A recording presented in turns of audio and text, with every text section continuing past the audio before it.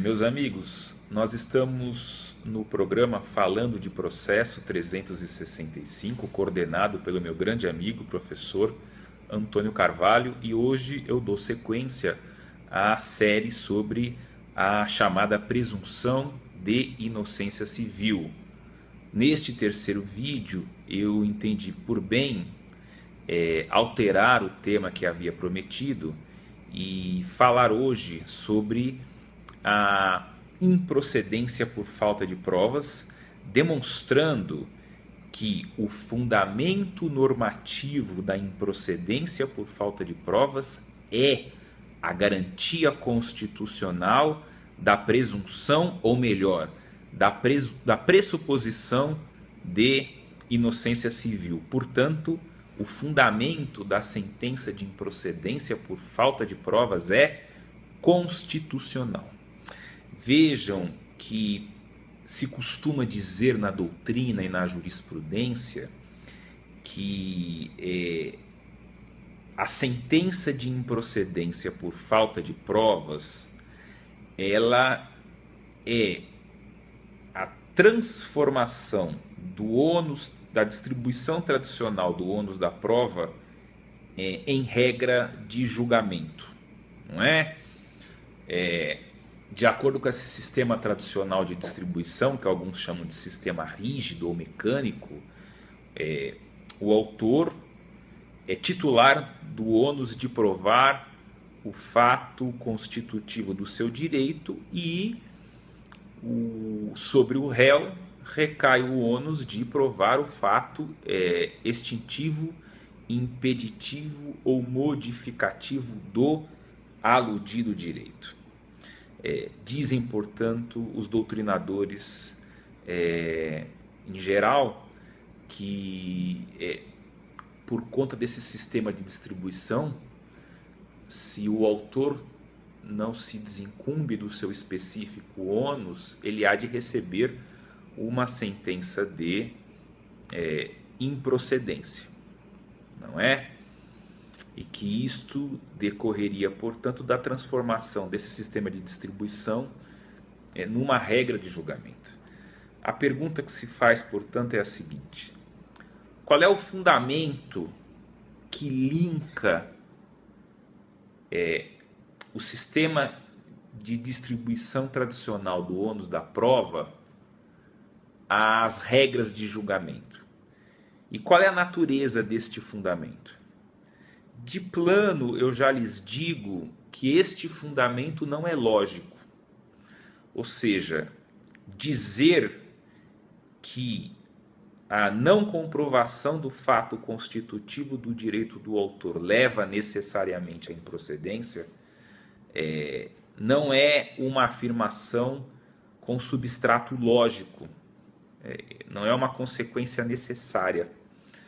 Veja que há quem defenda, e há quem defenda cada vez mais, desconhecendo o fundamento constitucional da improcedência por falta de provas, que a suficiência probatória opera como uma condição da ação.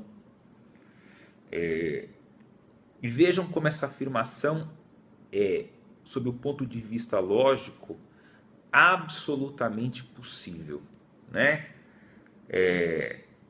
A afirmação de que a suficiência probatória seria uma liebmaniana condição da ação. Se houver a suficiência probatória a respeito da existência do direito afirmado pelo autor, o juiz, sob um juízo positivo de certeza, há de proferir uma sentença favorável de mérito, uma sentença de procedência. Se houver suficiência probatória sobre a inexistência do direito afirmado pelo autor, o juiz, sob certeza negativa, há de proferir uma sentença desfavorável de mérito, uma sentença de improcedência. A terceira situação é que chama atenção. segundo alguns autores, se houver insuficiência probatória sobre a existência do direito afirmado pelo autor, o juiz se põe num estado de certeza zero.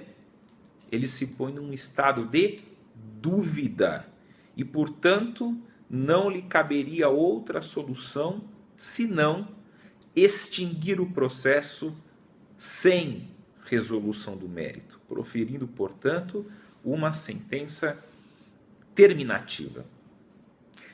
Isto, do ponto de vista lógico, é plenamente possível. Veja, eu posso muito bem, do ponto de vista lógico, dizer o seguinte: se o autor não prova o fato constitutivo do seu direito, se ele não se desincumbe a contento desse ônus, isto há de levar a uma situação de desvantagem. Ele recebe uma sentença de improcedência. Ou é possível dizer também o seguinte: se o autor não se desincumbe a contento do ônus de provar o fato constitutivo do seu direito, ele deixa de obter uma situação de vantagem. Ele não logra uma sentença de mérito e, portanto, recebe uma sentença terminativa. Essas são duas consequências jurídicas negativas possíveis ao titular do ônus que não foi exercido com suficiência. Então, na verdade, se este fundamento da improcedência por falta de provas não é lógico, ele há de estar no sistema de direito positivo vigente. E vejam que interessante, quando nós observamos as regras tradicionais vigentes sobre julgamento, nós percebemos que elas se fazem em favor do demandado, em favor do reclamado, em favor do acusado.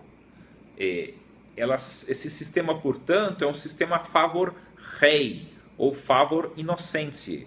Vejam, sempre que o autor não prova o fato constitutivo do seu direito, isso redunda na improcedência da demanda. E sempre que o réu prova o fato extintivo, impeditivo ou modificativo do direito afirmado pelo autor, independentemente da suficiência probatória produzida pelo autor, ele, réu, terá em seu favor invariavelmente uma sentença também de improcedência. Isso significa, portanto, que esse sistema opera sempre em favor do réu. Neste sentido, é possível afirmar que, se os códigos de processo civil não trazem regra explícita sobre isso, e efetivamente não trazem, a única solução sistêmica possível é admitir que o fundamento da improcedência por falta de provas é constitucional e reside no inciso 57 do artigo 5º da Constituição. Ou seja, o fundamento é a pressuposição de inocência civil ou a dimensão civil ou extrapenal da chamada presunção de inocência. É importante deixar claro que essa improcedência ela é anômala ou imprópria. Há uma equiparação da insuficiência probatória sobre a existência do direito do autor a uma suficiência probatória sobre a inexistência do direito do autor. Equipara-se o vazio probatório inconcludente a uma completude probatória negativa concludente. Equipara-se a certeza zero a uma certeza negativa.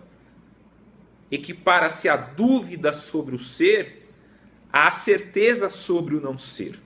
É como, analogicamente falando, equiparar-se o agnosticismo ao ateísmo, o ceticismo à incredulidade.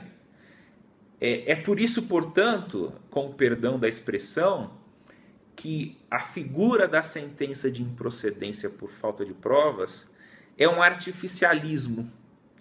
Ela não é in natura, é um artificialismo garantístico. Um artificialismo garantístico instituído em favor de todo aquele que ocupa o polo passivo da chamada relação processual. Por isso, toda sentença terminativa amparada em insuficiência probatória é inconstitucional. E eu digo isso para que os senhores cotejem o meu raciocínio àquilo que foi julgado pela Corte Especial do Superior Tribunal de Justiça no recurso especial 135272-1 de São Paulo, da relatoria do ministro Napoleão Nunes Maia Filho.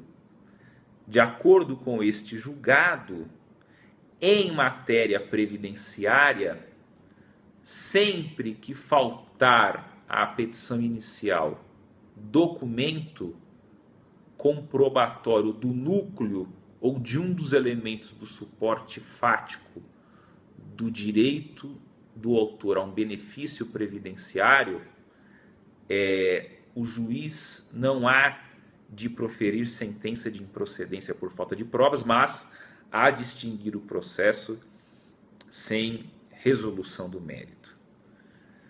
Vejam que a melhor saída para isso, respeitando-se a pressuposição de inocência civil, neste caso do INSS, que é réu e tem esta garantia fundamental em seu favor, a melhor solução seria ampliar-se as hipóteses de ação rescisória.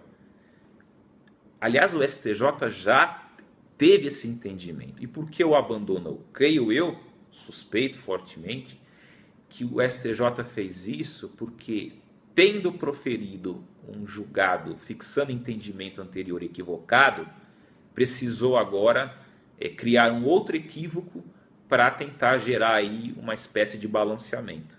O grande problema está nos juizados especiais federais cíveis, onde não se admite ação rescisória. Não é? Então você não pode ampliar o conceito de prova ou documento novo. Infelizmente, e de maneira inconstitucional, o juiz do juizado profere sentenças impassíveis de rescisão. Se ele proferiu uma sentença tendo sido corrompido, tendo havido a prática de corrupção, essa sentença não é rescindível, né? Ela faz imediatamente, com o passamento em julgado, coisa soberanamente julgada. E por isso que o STJ, forçadamente, atentando contra a pressuposição de inocência civil, admitiu essa fórmula esdrúxula de prolação de sentença terminativa por incompletude documental da petição inicial. Com isso eu encerro a minha fala de hoje e até a próxima semana, em que continuaremos a série sobre presunção de inocência civil. Muito obrigado.